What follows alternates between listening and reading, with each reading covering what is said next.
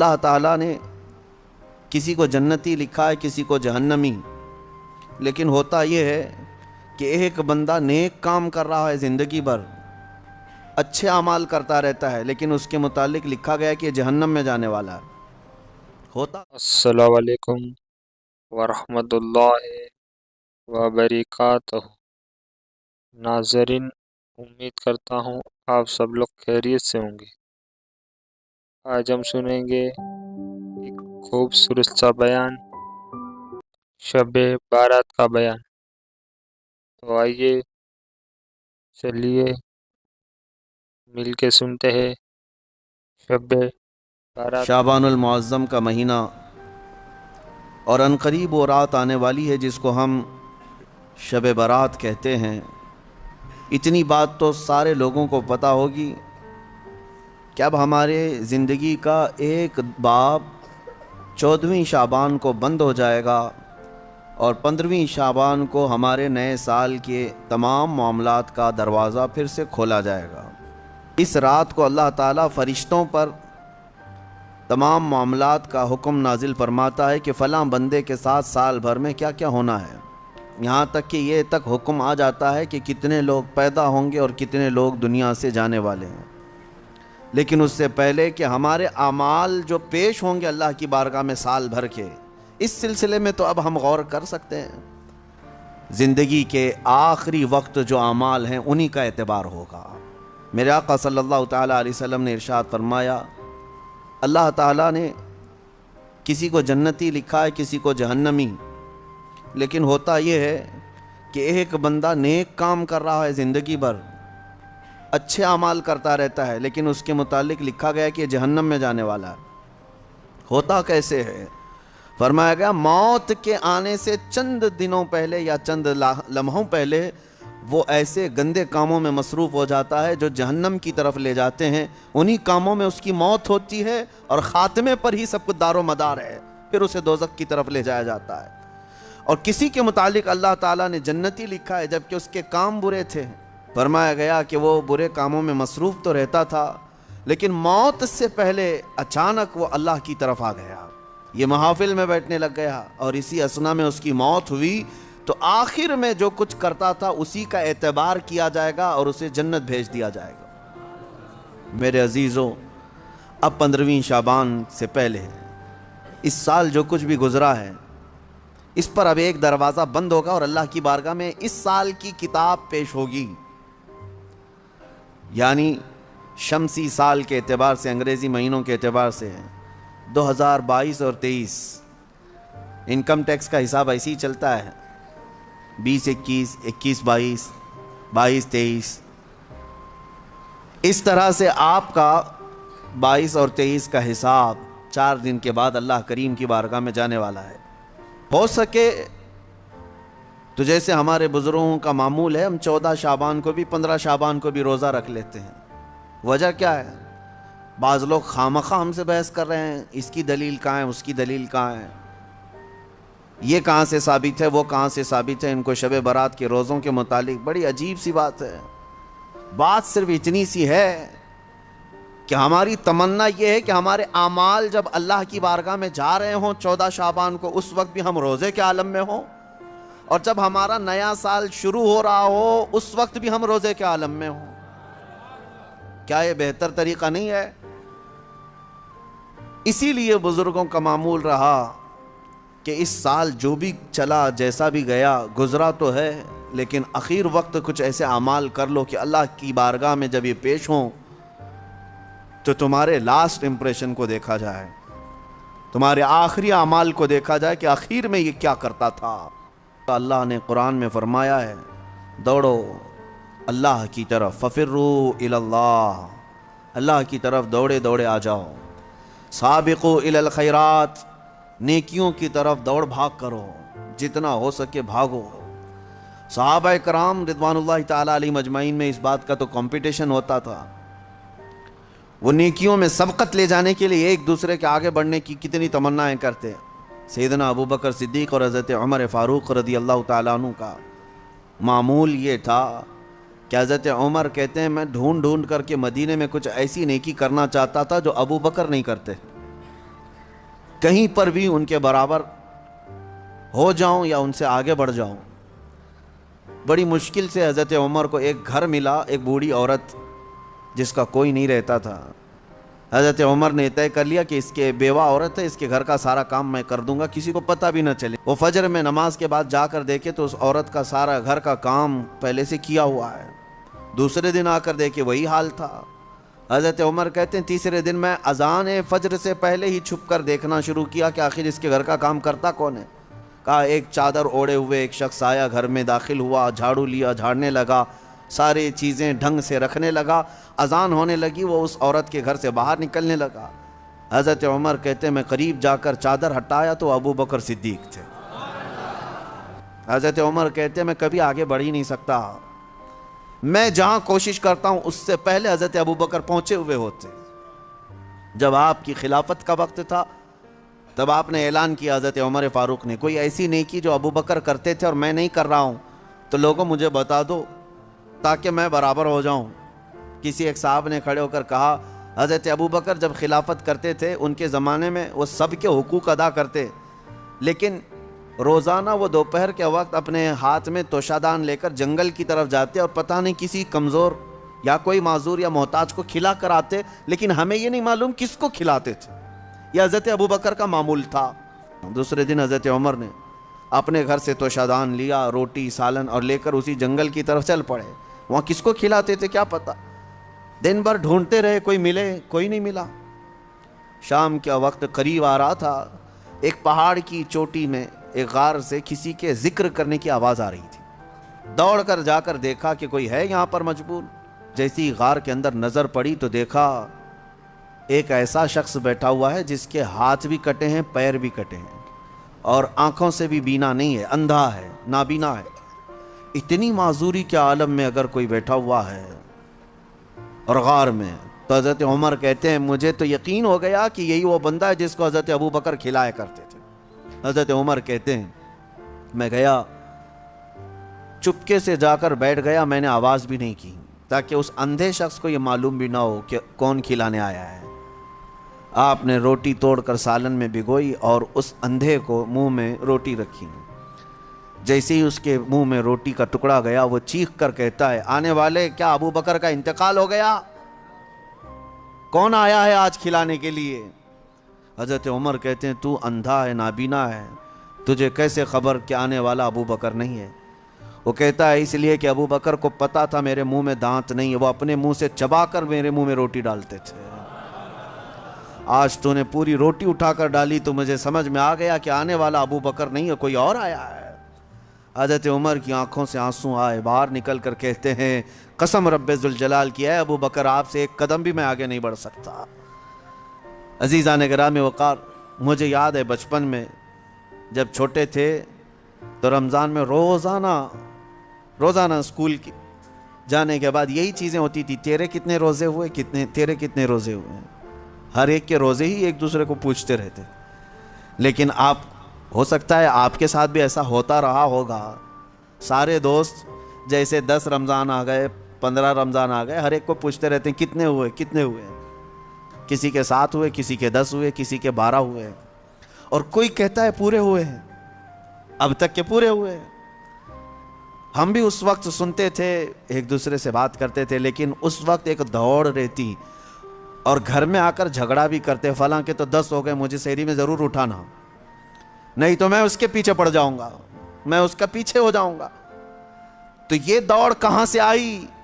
یا آپسی ماحول سے ہی آئی۔ یہی انوائرمنٹ ہم چاہتے ہیں کہ نیکیوں میں سبقت لے جانے کا انوائرمنٹ ہو جائے، ماحول ایسا ہو، دوڑ لگے، صرف رمضان میں نہیں، تلاوت قرآن میں بھی۔ صحابہ کے درمیان یہی ماحول تھا۔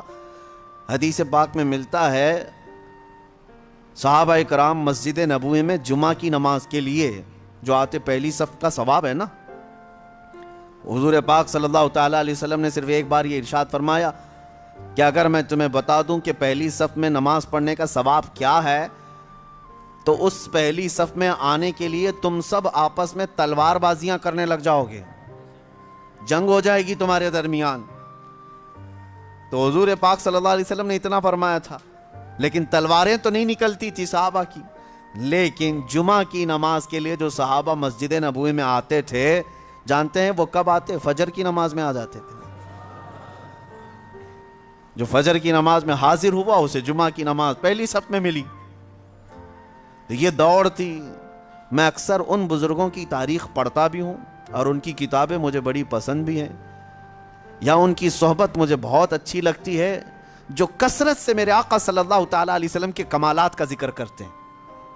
دل لگتا ہے ان بزرگوں کے پاس۔ اس کی وجہ یہی ہے کہ ان کو ہم جتنا پڑھتے ہیں ہمارے اندر سے اتنا ہی عشق رسول بڑھتا چلا جاتا ہے۔ ہو سکتا ہے پہلے ایسی تمنائیں نہیں تھی، لیکن بزرگوں کو پڑھنے کے بعد کچھ اور ہی تمنائیں ہونے لگتی ہیں۔ ظاہر سی بات ہے، پیر مہر علی شاہ رحمۃ اللہ تعالیٰ علیہ، اعلیٰ حضرت امام اہل سنت فاضل بریلوی، یہ مدینے گئے تھے حضور پاک صلی اللہ تعالیٰ علیہ وسلم کی بارگاہ میں۔ ہزاروں نہیں، لاکھوں کروڑوں لوگ آتے ہیں، اپنی اپنی تمنائیں مانگتے ہیں۔ یا رسول اللہ میں فلاں ہو گیا، آپ مجھے یہ عطا کر دیں، وہ عطا کر دیں۔ لیکن ان بزرگوں کے سوال تو یہ تھے کہ یا رسول اللہ کچھ نہیں، بس آپ اپنی قبر انور سے باہر آ کر دیدار کرا دیں۔ تجھ سے تجھی کو مانگ کر مانگ لی ساری کائنات۔ ان کا فلسفہ یہ تھا، تجھ سے تجھی کو مانگ کر مانگ لی ساری کائنات۔ وہ اپنے ہو گئے تو رحمت پروردگار اپنی۔ اور یہ سوال کیا، اور دونوں بزرگوں کو پہلی مرتبہ، دوسری مرتبہ، تیسری مرتبہ امید تو ان کی پوری نہیں تھی، یعنی وقتی طور پر ان کی مانگی ہوئی چیز تو سامنے نہ ملی۔ حکمتیں ہیں۔ دوسرے دن اعلیٰ حضرت فاضل بریلوی نے بھی اپنے ماتھے کی آنکھوں سے جلوہ رسول کو دیکھا۔ پیر مہر علی شاہ صاحب مدینے سے رخصتی ہو گئے، یہ کہتے ہوئے کتے مہر علی کتے تیری سنا، گستاخ آنکھیں کتھی جا اڑیاں۔ اے مہر علی، کہاں تیرا منہ اور کہاں وہ مقام؟ تیری آنکھیں کیا اس لائق ہیں کہ تو دیکھنے کی تمنا کر بیٹھا؟ پھر یہی سوچ کر کے نکلے، وادی ہمراہ پہنچے تھے۔ مکہ جانے کا راستہ ہے بدر کے قریب، وادی ہمراہ۔ عصر کی نماز سے فارغ ہوئے تھے، دیوار کے پاس میرے مصطفیٰ کا دیدار ہوا۔ پرانی دیوار کے پاس کھڑے نبی پاک صلی اللہ تعالیٰ علیہ وسلم اپنے کمالات، اپنے جلووں کے ساتھ تشریف لائے۔ اب میں آپ کو یہ بات عرض کر رہا ہوں، کیوں میں نے یہ ذکر کیا؟ ہم نے اعلیٰ حضرت کو بھی پڑھا، پیر مہر علی شاہ صاحب کو بھی پڑھا، ہم ویسے بھی عمروں پر جاتے رہے، حج پر جاتے رہے، لیکن اب جب جاتے ہیں تو یہی تمنا ہوتی ہے کہ آقا جب انہیں دے سکتے ہیں تو ہمیں کیوں نہیں دے سکتے؟ امتی تو ہم بھی ان کے ہیں۔ نبی پاک صلی اللہ تعالیٰ علیہ وسلم کی بارگاہ میں یہ تمنا کرنا اور اس طرح کی التجا کرنا کس نے سکھایا؟ انہی بزرگوں کی تاریخ نے سکھایا۔ اسی لیے میں کہتا ہوں، ایسوں کو دیکھو کہ تمہیں نیکیوں کی طرف بڑھنے کا شوق پیدا ہو جائے۔ کہ نبی پاک صلی اللہ تعالیٰ علیہ وسلم کون ہے سب کو پتا ہے، سید الانبیاء، معصوم عن الخطا، سید الرسل، امام الاولین، امام الآخرین، مالک جنت، مالک رقاب ہم سب کی جانوں کے مالک۔ لیکن اس رسول، کیا آپ سب کو یہ تسلیم ہے کہ نہیں حضور کے ہاتھ میں سارے خزانوں کی کنجی ہے؟ نبی پاک صلی اللہ تعالیٰ علیہ وسلم جنتی دروازوں کے مالک ہیں، اس کے باوجود رسول اللہ دعا یہ کرتے تھے کہ اے اللہ، تو مجھے میرے نفس کو میرے حوالے 1 منٹ کے لیے بھی مت دینا، ہمیشہ اپنی حفاظت میں رکھ۔ رسول جب یہ دعا کرتے ہیں کہ میرے نفس کو میرے حوالے، پلک جھپکنے کے برابر جو وقت ہوتا ہے حضور فرماتے ہیں لا تکلنی الی نفسی طرفت عین یا اللہ، اے اللہ، پلک جھپکنے کے برابر کا جو وقت ہوتا ہے، اتنے وقت کے لیے بھی میرے نفس کو میرے حوالے مت کرنا، اے اللہ تو ہمیشہ اپنی حفاظت میں رکھ۔ اب اس سے آپ امپورٹنسی سمجھو، اندازہ کرو کہ جو سید الاولین والآخرین یہ کہتے ہوں کہ 1 منٹ کے لیے بھی مجھے دنیا کے حوالے نہ کر، تو پھر ہمارا اور آپ کا حال کیا ہونا چاہیے؟ اگر ہم چند دنوں کے لیے دنیا کے حوالے ہو گئے تو ہمارے اوپر کیا کیا ہتھ کنڈے نہیں آئیں گے۔ یہ تو غنیمت ہے میرے عزیزوں، ہم ہفتے میں 1 مرتبہ محفل ذکر کر رہے ہیں، ہونا تو یہ چاہیے کہ جتنی مسجدیں ہیں سب کے دروازے کھلیں، اور جس طرح جمعہ میں لوگ کثرت سے حاضر ہوتے ہیں، محفل ذکر میں بھی حاضر ہو کر اپنے دلوں کے زنگ کو دور کیا کریں۔ آپ کو بتاؤں، رسول پاک صلی اللہ تعالیٰ علیہ وسلم کی حدیث ہے، میں اب گفتگو کلوز کرتا ہوں، قریب ہے۔ الدنیا جیفتن و طالبها الکلاب، دنیا مردار کی طرح ہے اور اس کا طلب کرنے والا کتے کی طرح ہے۔ کبھی آپ نے سوچا کتا کہنا گالی ہے؟ گالی ہے؟ سنو گے کسی سے کہ تم کو کوئی کتا کہہ دے؟ نہیں۔ یہ اور بات ہے کہ ہم نسبت جب کسی بلند جگہ سے کرتے ہیں تو کتا بھی افضل ہوتا ہے۔ اگر ہم دربار رسول کا کتا کہتے تو یہ گالی نہیں، یہ فخر کی بات ہے۔ لیکن ویسے اگر آپ کو کتا کہہ دیا تو برا لگتا ہے۔ کیوں برا لگ رہا ہے؟ جبکہ آپ کو اگر پوچھیں تو آپ خود ہی کہیں گے کتا بڑا وفادار ہوتا ہے، اس کے اندر تو ایک کوالٹی ہے۔ کتا اپنے مالک کو چھوڑتا نہیں، کتا اپنے مالک کے دوستوں پر بھونکتا نہیں، کتے کو دو نہ دو دروازہ چھوڑتا نہیں۔ اتنی اچھی اچھی کوالٹیز اس کے اندر ہے، تو کتا تمہیں کہے تو برا کیوں لگ رہا ہے؟ لیکن بہت اچھی بات ایک دانشور نے کہا ہے، کتا کہنے سے آپ کو تکلیف کیوں ہوتی ہے میں بتاتا ہوں۔ کتے کے اندر اچھی کوالٹی سب ہیں، لیکن جب وہ کچھ کھانے لگتا ہے نا، گوشت ڈالو، مردہ کھا رہا ہو کوئی بھی ہو، دوسرا کتا آئے تو اسے برداشت نہیں کرتا، بھونکنے لگ جاتا ہے دانت پھاڑ کر کے۔ بعضوں نے کہا ہے یہ انسان کا تو ہو گیا لیکن اپنی برادری کا نہیں ہو پایا، یعنی اپنے بھائی کو برداشت نہیں کیا۔ ارے انسان تو دوسرا ہے، اس کی جنس کا تھوڑی نہ ہے۔ جینڈر میل کھاتے ہیں کیا کتے کے اور انسان کے؟ نہیں ہے۔ لیکن کتے کی یہی عادت خراب ہے کہ وہ اپنے بھائی کو اپنے کھانے میں برداشت نہیں کر پاتا۔ اسی وجہ سے رسول پاک صلی اللہ علیہ وسلم نے فرمایا دنیا کا طلبگار کتے کی طرح ہے۔ 4-5 دن باقی رہ گئے ہیں 15ویں شعبان کو، اور اس سال کا چیپٹر کلوز ہونے جا رہا ہے۔ ہمارے سارے اعمال اللہ کی بارگاہ میں پیش ہوں گے، فرشتے لے کر کے جائیں گے، مولا پچھلے سال 15ویں شعبان سے لے کر اس سال کے 14 شعبان تک ان لوگوں نے یہ سارے کام کیے۔ اب تمہیں پتہ ہے، اللہ کو پتہ ہے کیا کیا کیے۔ تم نے کتنی نمازیں چھوڑی وہ بھی لکھا ہوگا، کتنے روزے تم نے رمضان میں پچھلے مس کیے وہ بھی لکھا ہوگا، کتنے زکوٰۃ دبا کر کون بیٹھا ہے وہ بھی لکھا ہوگا، کتنے تم نے لوگوں کے مال کھائے وہ بھی لکھا ہوگا، کتنوں پر غلط نگاہ ڈالی وہ بھی لکھا ہوگا، کتنوں کے ساتھ دھوکہ کیا ہے وہ بھی لکھا ہوگا۔ یہ تمام چیزیں تو اس میں لکھی ہوئی ہیں، اور اسی حالت میں اب یہ جانے والے فرشتوں کے ہاتھوں اللہ کی بارگاہ میں۔ وہ اللہ کے فرشتے ہیں، لا یعصون اللہ ما امرہم ویفعلون ما یؤمرون۔ اللہ نے جس بات کا انہیں حکم دیا اس میں ایک رتی برابر وہ نافرمانی نہیں کرتے، جس بات کا انہیں حکم دیا گیا وہی کرتے ہیں۔ وہ اپنی ڈیوٹی کے پکے لے کر جائیں گے، ابھی سب کے اعمال لے کے جائیں گے۔ پیچھے گھوم کر کے دیکھ لو سال بھر میں کیا کیا کیے ہو، تمہیں اچھی طرح سے معلوم ہوگا کس مہینے میں کیا کیا عمل ہوئے ہیں۔ بھول جاتے ہو تو یہ اور ایک بڑا عذاب ہے۔ ایک چیز ہے، قرآن میں اللہ نے فرمایا ان الحسنات یذہبن السیئات، کچھ نیکیاں ایسی ہیں کہ اگر تم کرو گے تو برائیوں پر پانی پھیر دیا جائے گا۔ رپورٹ تو وہ لے کر ہی جائیں گے، لیکن 4 دن میں کچھ ایسا کرو کہ اس رپورٹ کے اوپر صرف اور صرف تمہاری نیکیاں ہی درج ہوں، باقی سارے گناہ ویسے ہی مٹا دیے جائیں۔ یہ ہو سکتا ہے آج کے ذکر کو بھی نہایت ہی خلوص کے ساتھ اللہ کی بارگاہ میں اپنے پچھلے تمام گناہوں سے توبہ کرتے ہوئے کھڑے ہو جاؤ، اور اس کے بعد یہ عہد بھی کرو کہ اے اللہ میں سچی توبہ کے ساتھ تیرے دربار میں آیا ہوں، میں جب جب بھٹکوں، جب جب میرا قدم ڈگمگائے، آج اتنی دعا ہے کہ مولا میرے قدموں کو سنبھال لے اور مجھے دنیا میں ڈوبنے سے بچا لے، جب تک زندہ رہوں اپنی رحمت میں جگہ دے، جب آنکھیں بند ہوں تو دامن مصطفیٰ میں مجھے جگہ عطا کر دے۔ سبحان اللہ، سبحان اللہ، ماشاء اللہ، سبحان اللہ، کیا خوبصورت بیانات سنا ہم نے۔ اللہ ہم سب کو شب بارات میں جاگنے کی توفیق عطا فرمائے، اور اس رات میں ہم جو بھی جائز دعا مانگے اللہ تمام مسلمان کی جائز دعا کو قبول عطا کرے۔ ہم یہ دعا کرتے ہیں جو فلسطین میں پریشان ہے، جو رافع میں پریشان ہے، جو غزہ میں پریشان ہے، اور جو ہندوستان میں مسلمان پریشان ہے، اللہ تمام مسلمان کی پریشانی کو دور عطا کرے۔ اور آج کی رات جو مسلمان جائز دعا مانگے اللہ تمام کی جائز دعا کو قبول عطا کرے۔